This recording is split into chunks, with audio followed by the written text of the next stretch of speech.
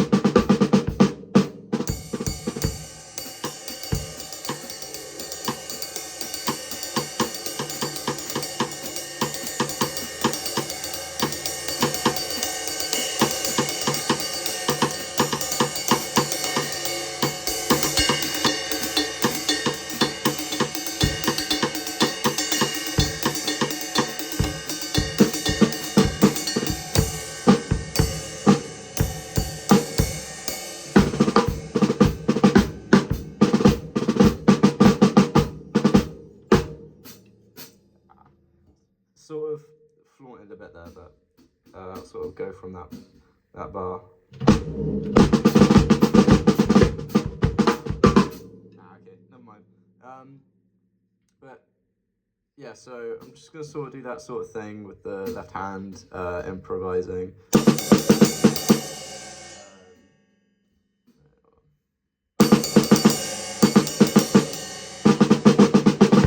Anyway, I was trying to sort of do something, but I'm really warmed up a bit. Anyway, just like I can go through like rudiments that pair the ride pattern and the snare. So that was me trying to do the pat fla fla with the ride. It's not even the right.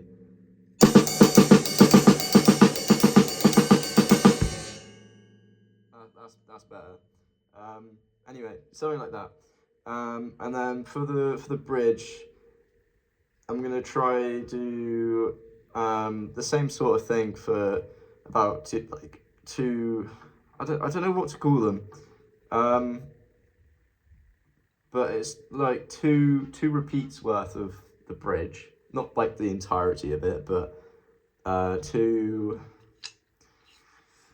I suppose sections, but just in the sense of the chord progression. There you go. So like two repeats of the chord progression, and just how that goes, and then between that, like I'm choosing two because I realized I've been trying to fit in so many different like styles that it kind of feels like it takes longer, and like this. I know it sounds a bit silly, but the song feels longer, and it sort of my musical stamina just sort of runs out, and so I like being able to just repeat an idea without having to worry about, oh, I've got to change it up, that kind of thing. So for the bridge, one idea was I don't know the name of this pattern, but it's very common with Latin, and it's a very common like ride bell pattern. So I'll play that for now.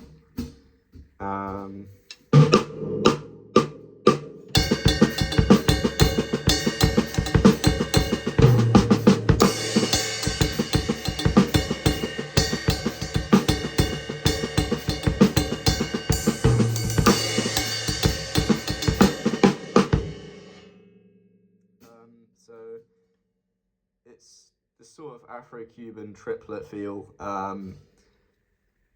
with the bass drum matching the bell hits, and then what was I gonna do? Yeah, so it's between that, the samba groove, Mozambique. So that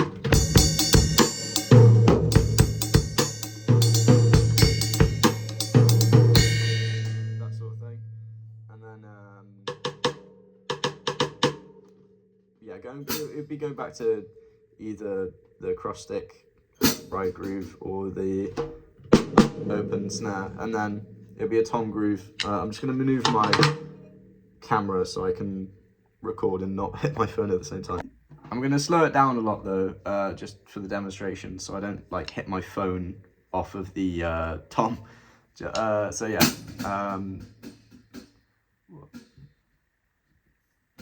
I'll count it in.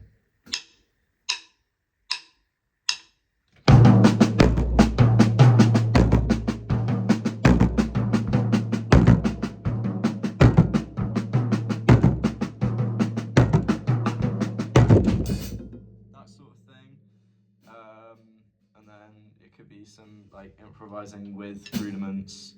So I don't know.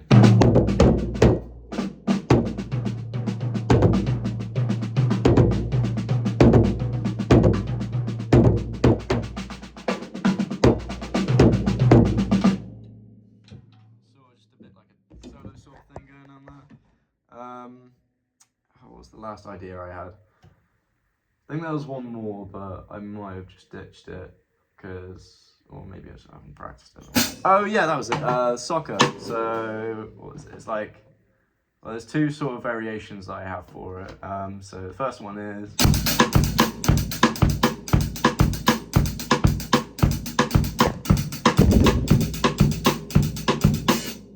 And then the second one, I'm not too firm with it, but it's sort of like.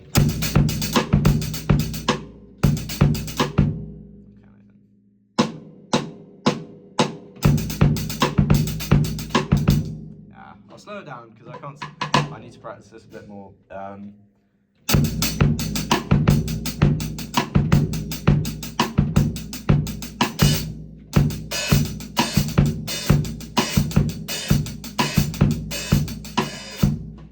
Yeah, so a little something like that.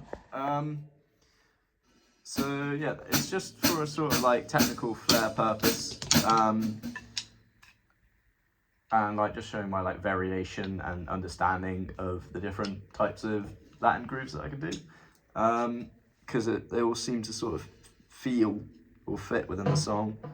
And then for Love Rears Its Ugly Head, I've got some sort of just like embellishment ideas, I suppose. Ones that I feel take up some empty space. So, what? Yeah, so on the second line of the intro, there's 2 beats, or no, what was it? 1 beat of like the first bar that is just sort of empty. So I could fill that in with like some open hi-hats, or like some sort of tom thing going on, maybe like a tom fill between the 2 bars. I'll play that from the start, so.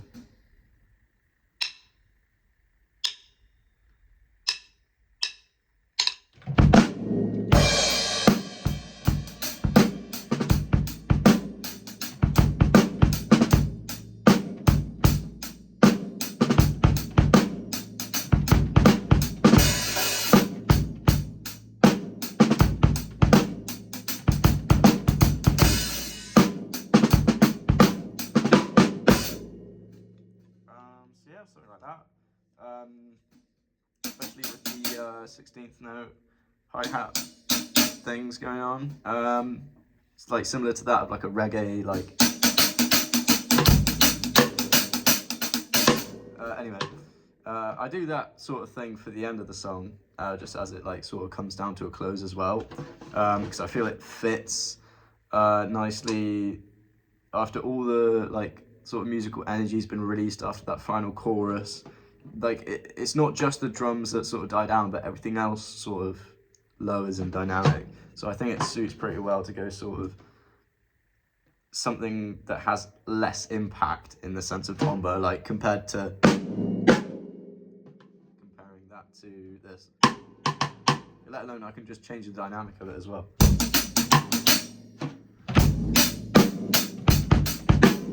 That sort of thing. So yeah, I think that suits pretty well for the song. I think that'll be pretty compatible and sort of a nice way of interpreting my own feel to the end of the song. So I just think it's just nice. I'd do it as a reflex, as a sort of diminuendo to the end of the song. So yeah, and then for Rope, there's a big, no, it's not big, but there is a solo in the middle of the song, and I like it, but I think as a like way of stylistic interpretation, I'm gonna sort of, well, I'm gonna interpret it. I'm gonna do it, make it my own. I like the first bar of the solo though, like just to give it some originality or some homage to the original song. I'll leave that in because it's just nice to play, but for the rest of the track, not for the rest of the track, for the rest of the solo, I think I'm gonna just actually solo myself. Again, stylistic interpretation, how I feel I can add to the song is like, obviously it's rock, it's heavy, it's got to have some oomph to it, and with that, I have the feeling I can just get as creative as I like and just bring out as much energy as I can from the drums in that moment. Especially with the sort of the accent hits at the start of the bar. It's like there's also like the space between that is meant to be left empty, but I might choose to fill in that space. So what?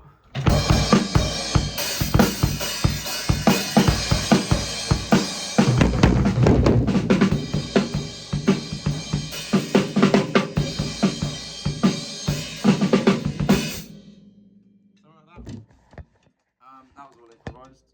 So yeah, I could probably just have a look at something like that, or trying to play something like that for the solo, or maybe I could just keep it sort of simplistic. And then I kind of plan to keep the song quite close to the original groove, because I'm finding there's not many, like I don't think there's many ways I can sort of maneuver it. I can't really tell what's going on with the guitar, and it's sort of muffling for me to hear, like, it's not muffling, but it blurs out, can't get this to stay straight.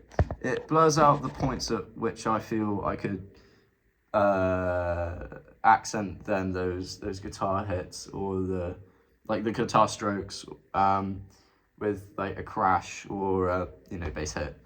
And it's just a bit of a weird one for me to sort of navigate in my own stylistic way, but like for the chorus anyway. I've been filling in for the different, I've been filling for the, what would you call it? The sort of intermission between the post-chorus and the chorus. So the post-chorus being this. And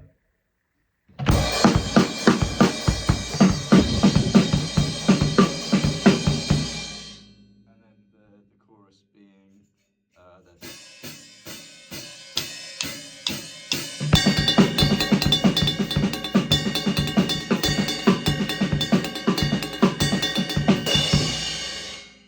Probably not the cleanest attempt of it, but anywho, yeah, so it's like the filling between those two parts, I think I'm gonna just sort of have a look at. I'll fill around with it, fill in for the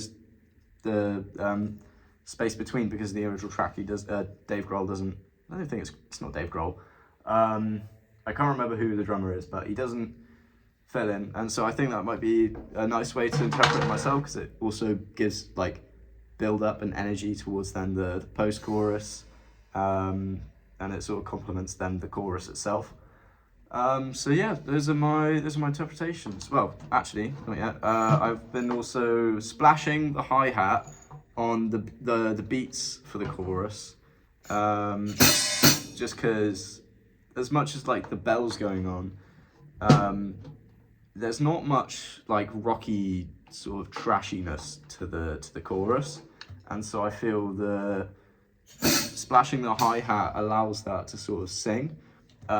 Because typically rock has a lot of open hi-hat, like that kind of thing, and so it sort of gives homage to that by splashing the hi-hat. Though it's not like the exact same sound, these are obviously very different noises. This one's a lot quieter, but I think it's probably something quite good to incorporate, especially as like a drummer. It's good for my own timekeeping and sense of rhythm, and also exercises my coordination. So yeah, I think that would be a nice way to embellish that. And then in the intro as well, I'm going to try clicking on the hi-hats